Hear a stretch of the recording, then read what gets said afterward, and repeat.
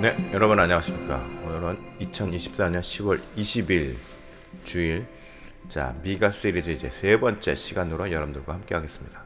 자, 오늘 본문은 미가서 7장 1절에서 6절까지이고 죄의 본질과 그 영향력이라는 제목으로 함께 말씀을 나누겠습니다. 본문이 좀 긴데 그래도 같이 중요해서 한번 보도록 하겠습니다. 1절, 재앙이로다. 나여, 나는 여름 과일을 딴 후와 포도를 거둔 후 같아서 먹을 포도송이가 없으며 내 마음에 사모하는 처음 익은 무화과가 없도다. 2절, 경건한 자가 세상에서 끊어졌고 정직한 자가 사람들 가운데 없도다. 우리가 다 피를 흘리려고 매복하여 각기 그물로 형제를 잡으려 하고. 3절, 두 손으로 악을 부지런히 행하는도다. 그 지도자와 재판관은 뇌물을 구하며 권세자는 자기 마음의 욕심을 말하며 그들이 서로 결합하니. 4절, 그들의 가장 선한 자라도 가지 같고 가장 정직한 자라도 찔레 울타리보다 더하도다. 그들의 파수꾼들의 날 곧 그들 가운데 형벌의 날이 임하였으니 이제는 그들이 요란하리로다. 5절, 너희는 이웃을 믿지 말며 친구를 의지하지 말며 내 품에 누운 여인에게라도 내 입의 문을 지킬지어다. 6절, 아들이 아버지를 멸시하며 딸이 어머니를 대적하며 며느리가 시어머니를 대적하니니 사람이 원수가 곧 자기의 집안 사람이로다. 이리로다. 자, 오늘 본문인 미가서 7장은 부패한 이스라엘에 대한 하나님의 징계에 대한 말씀이 있습니다. 그러나 또 한편으로는 징계를 받게 될지언정 자신들의 잘못을 깨닫고 그 징계를 온전히 견디며 인내한다면 바벨론으로부터의 해방과 귀향이라는 소망 또한 제시하고 있습니다. 자, 히브리서 11장 11절에 무릇 징계가 당시에는 즐거워 보이지 않고 슬퍼 보이나 후에 그런 말미암아 연단을 받은 자들은 의와 평강의 열매를 맺느니라 라고 말씀하고 계십니다. 자, 우리가 죄를 지은 이상 징계는 피할 수 없습니다. 이는 멸망을 전제하는 심판과는 다른 문제입니다. 자, 잘못을 깨닫고 돌아오게 하는 수단으로서의 의미인 것입니다. 그렇게 하나님의 자녀라고 하면서 징계가 없다면 그것은 오히려 더 큰 문제가 될 수 있습니다. 무슨 근거로요? 자, 계시록 3장 19절에 무릇 내가 사랑하는 자를 책망하여 징계하노니 그러므로 내가 열심을 내라 회개하라. 이것은 뭡니까? 하나님께서 죄를 지은 자녀를 관리하는 과정을 보면은 정말 누구를 정말 더 사랑하는지를 알 수가 있습니다. 자, 우리가 내 자녀가 잘못했을 때와 남의 자녀가 잘못했을 때 우리들의 부모 입장에서의 취하는 행동을 보면 알 수 있습니다. 내 자녀가 잘못했을 때는 바로 나무래고 고치게 됩니다. 그러지 말라 이러고. 근데 남의 자녀가 잘못했을 때는 어떻게 합니까? 일단 오지랖이죠. 그 자녀가 잘못했을 때 뭐라고 그러면 또 그 부모가 옆에 있을 때는 더더욱 그렇죠. 그래서 그냥 가만히 있습니다. 가만히 있을 수밖에 없죠. 그 부모가 있는데. 그렇기 때문에 하나님께서는 자신이 사랑하는 자녀를 더 집중하시고 또 이렇게 잘못했을 때는 징계하고, 이건 당연한 사랑하기 때문에 그렇죠. 그래서 네 가지 단계: 책망, 징계, 회개, 회복. 자, 책망했을 때 지혜로운 자녀들은 바로 깨닫고 징계 받기 전에 돌아올 수도 있습니다. 그런 사람들도 있습니다. 그런데 책망했는데 못 알아먹고 계속 잘못해요. 그럼 징계를 가하죠. 그제서야 이제 아이고 아픕니다 그러면서 이제 잘못했습니다 이러면서 돌아옵니다. 그러고 나서 이제 하나님께서 회복시켜 주시죠. 그럼 과연 죄란 무엇입니까? 자, 죄에 대해서 신학적으로 좀 정리를 해보자면, 아담과 하와가 하나님의 형상으로 완벽하게 지음을 받은 존재로서 하나님의 은총 아래 거하였으나 하나님에게 등을 돌리고 물질 세계를 선택한 결과로 타락하게 된 것에서부터 죄가 출발했다고 보고 있습니다. 그리고 이 개념은 로마서 5장 19절을 근거로 정리할 수 있습니다. 로마서 5장 19절을 보면은 한 사람이 순종하지 아니함으로 많은 사람이 죄인 된 것 같이 한 사람이 순종함으로 많은 사람이 의인이 되리라. 앞에 순종하지 아니한 사람은 아담이고 뒤에 순종한 사람은 바로 예수 그리스도죠. 자, 하나님의 뜻과 형상을 버린 행위가 바로 죄가 됩니다. 하나님의 뜻과 형상, 하나님의 속성을 버린 행위가 바로 죄가 된다는 말입니다. 그러면 우리가 하나님의 속성을 알면 보다 구체적인 죄의 속성에 대해서도 알 수 있게 될 것입니다. 자, 여러분들도 잘 아시다시피 하나님의 속성은 바로 공의, 정의, 사랑입니다. 네. 이 세 가지 개념으로 세상의 질서를 만드셨습니다. 따라서 죄를 지었다는 것은 바로 이 세 가지 개념을 버렸거나 상실한 것으로 볼 수 있습니다. 오늘 본문을 보면 이에 대한 구체적인 사례가 아주 적나라하게 나오게 됩니다. 1절에 재앙이로다 나여 나는 여름 과일을 딴 후와 포도를 거둔 후 같아서 먹을 포도송이가 없으며 내 마음에 사모하는 처음 익은 무화과가 없도다. 자, 재앙이로다 이건 뭐죠? 죄로 인해서 타락한 이스라엘에 대한 탄식입니다. 탄식. 아, 큰일이다 이거 정말, 이런 의미입니다. 재앙이로다. 그 다음에 내 마음에 사모하는 처음 익은 무화과가 없도다. 이건 무슨 의미일까요? 더 이상 의인을 찾아보기 힘들다는 절망감을 표현하고 있습니다. 안타까움을 표현하는 거죠. 제대로 된 놈이 하나도 없구나, 뭐 이런 의미입니다. 제대로 된 인간들이 어떻게 하나도 없냐, 이런 의미죠. 자, 2절과 3절 보겠습니다. 경건한 자가 세상에서 끊어졌고 정직한 자가 사람들 가운데 없도다. 우리가 다 피를 흘리려고 매복하며 각기 그물로 형제를 잡으려 하고 3절 두 손으로 악을 부지런히 행하는도다. 그 지도자와 재판관은 뇌물을 구하며 권세자는 자기 마음의 욕심을 말하며 그들이 서로 결합하니. 재판관과 권세자가 서로 결합, 카르텔을 형성하는 거죠. 이 카르텔은 역사가 아주 유구합니다. 자, 이제 이 2절과 3절에 정말 죄에 대한 구체적인 내용이 묘사되죠. 첫 번째로 경건하지 못한 행위가 죄고, 그 다음에 거짓된 행위가 죄고, 살인 및 상해하는 행위도 죄가 되는 거죠, 당연히. 그 다음에 권력자의 뇌물수수, 당연히 죄입니다. 그 다음에 금방 말씀드렸다시피 기득권들의 이권 카르텔, 죄입니다. 5절 너희는 이웃을 믿지 말며 친구를 의지하지 말며 내 품에 누운 여인에게라도 내 입의 문을 지킬지어다. 6절 아들이 아버지를 멸시하며 딸이 어머니를 대적하며 며느리가 시어머니를 대적하리니 사람의 원수가 곧 자기 집안 사람이로다. 집안 사람 일이로다. 5절 6절의 말씀은 어느 한 사회에 죄악이 만연하게 될 경우 사회적 현상으로 전체적인 신뢰가 무너지게 된다는 말씀입니다.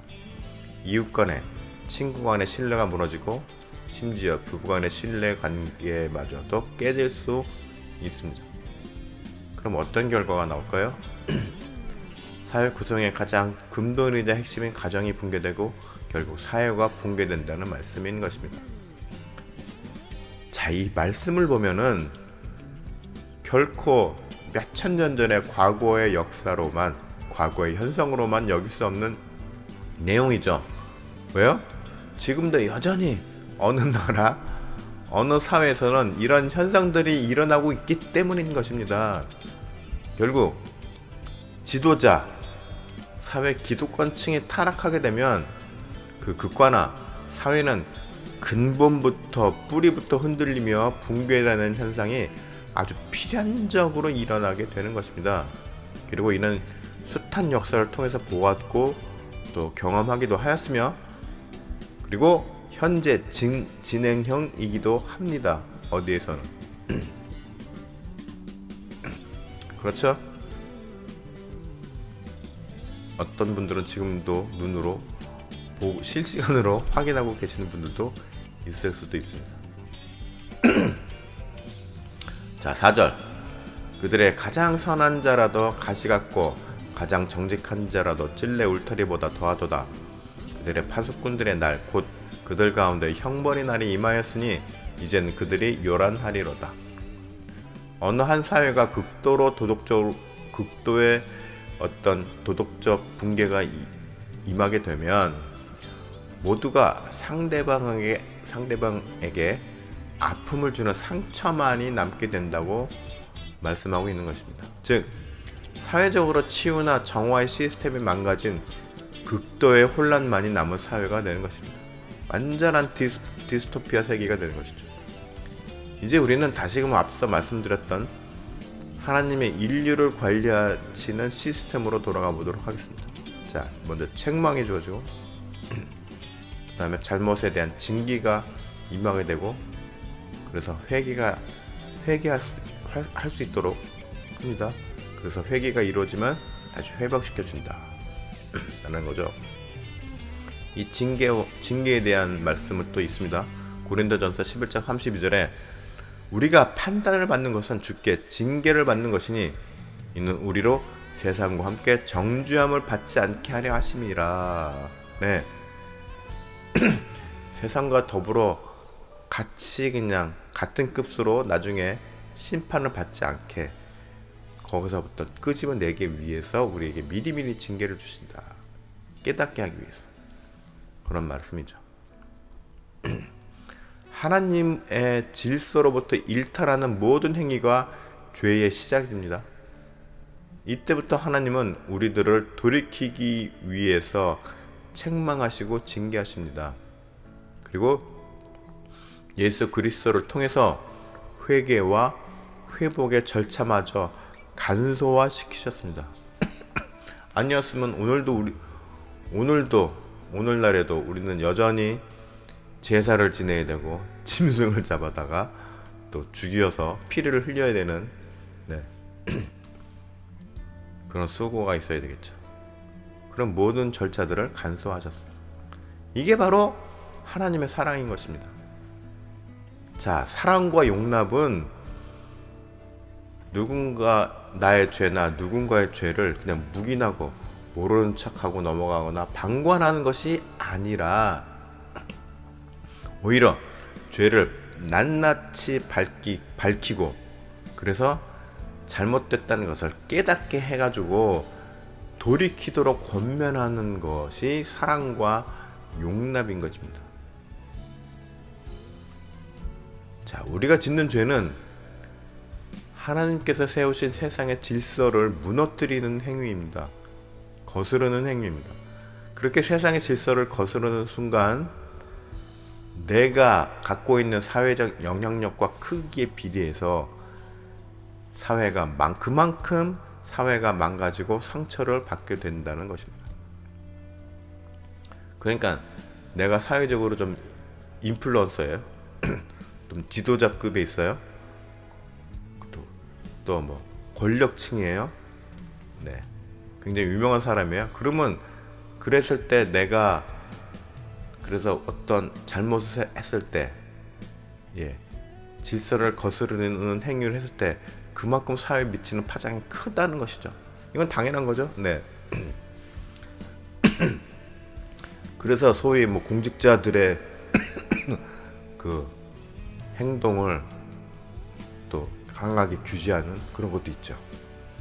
사회적으로 또 주목을 받는 사람들에 대한 어떤 공적인 영향력에 대해서 굉장히 많이 강조하는 것이 바로 이런 이유 때문인 것이죠. 이런 지도층에 있는 사람들, 인플루언서들, 유명인들, 권력자, 기득권, 권력자들이 타락하게 되면 사회에 끼치는 악영향은 아주 굉장히 크게 되죠. 일개 소소한 소시민이 뭐 물건을 훔치고 이거하고는 비교가 안 되는 것이죠. 그래서 똑똑한 사람의 범죄를 저지르는 게 더욱더 위험한 일이다라고 많이들 이야기합니다. 네. 정말 똑똑한 사람이 범죄를 저지르는 거, 사회를 망가뜨리는 거죠. 한 사람이 선한 행동, 똑똑한 사람이 선한 행동을 하면 많은 사람을 풍성하게 하지만 한 사람이, 똑똑한 사람이 악한 행동을 하면 그만큼 또 많은 사람이 피해를 입게 된다. 그래서 어떤 리더와 지도자, 권력자의 역할이 굉장히 큰 것이죠. 자, 세상이 점점 험악해지는 이 현대를 살고 있습니다, 우리가. 그리고 각자가 예수 그리스도의 사람으로서, 그리스도인으로서 이 세상을 살아가고 있습니다. 그럼 우리는 과연 어떻게 살아가야 될까요? 네. 지난주에도 말씀드렸고 늘 제가 말씀드렸지만 굉장히 이 세상 속에서 살면서 하나님의 질서를 따르며 살아간다는 것이 쉽지만은 않습니다. 때로는 사회로부터 불이익을 당할 수도 있습니다. 그래서 많은 사람들은 그 불이익이 두려워서 사회의 어떤 흐름에 순응하며 살아가기도 합니다. 네. 그러나 정말 참된 그리스도인이라면 그런 모든 것들을 거스를 줄 아는 용기가 필요한 것이죠. 그리고 그 거스를 때 받는 모든 불이익과 또 어려움을 통해서 내가 힘듦을 겪었을 때 주님께서 함께 하시는 은혜를 경험하게 된다는 것입니다. 그러니까는 우리가 평소에 행복하고 잘 지낼 때 은혜가 임하는 것이 아닙니다. 그게 뭐 복이 아닙니다. 그것은 오히려 내가 지금 사회에 순응하며 살아가면서 잘 되고 있는데, 잘 나가고 있는데 이게 과연 축복인가? 아니죠. 그것은 오히려 하나님의 방관일 수 있습니다. 남의 자식 보듯이. 굉장히 무서운 말입니다. 그렇죠? 그렇기 때문에 우리는 하나님의 징계가 필요한 것입니다. 하나님의 책망이 필요한 것입니다. 우리는 하나님의 책망을 들어야 됩니다. 그게 복 있는 사람입니다. 복 있는 자녀입니다. 그래서 수시로 우리는 책망을 받고, 뭘 통해서요? 말씀을 통해서 책망을 받는 겁니다. 말씀을 통해서 깨달음을 받는 것이 곧 책망을 받는 거예요. 그 말씀을 통해서 내가 책망을 받았다고 느껴진다면 제대로 말씀을 읽는 것이죠. 그래서 어떻게 해요? 돌이켜야 됩니다. 네. 말씀을 읽어서 책망을 받았는데 내가 돌이켜 깨닫지 못했어요. 그러면 어떻게 돼요? 징계를 받게 되겠죠. 네. 그래도 그것도 또 복입니다. 징계를 받을 순간 내가 뭔가 잘못했구나 깨달을 수가 있어요. 그러면 어떻게 해요? 돌이킬 수가 있겠죠. 그래서 우리는 말씀을 통해서 하나님의 징계는데요. 징계 이전에 책망의 메시지를 받아야 됩니다. 귀를 열고 나를 열어서 솔직하게 드러내고 하나님의 말씀을 받아서 부딪히는 부분이 있으면 그것을 도려내고 고쳐야 됩니다. 그래서 하나님의 질서를 따르며 살아가는 데 필요한 용기를 얻고 힘을 얻고 동력을 얻어야 되는 것입니다. 그래야지 우리는 그리스도인으로서 살아갈 수가 있는 것입니다. 내 힘으로는 절대로 살아갈 수가 없습니다. 네. 결국은 세상의 질서에 순응하게 되고 항복하게 될 수밖에 없습니다. 왜요? 우리는 연약한 존재이기 때문이죠.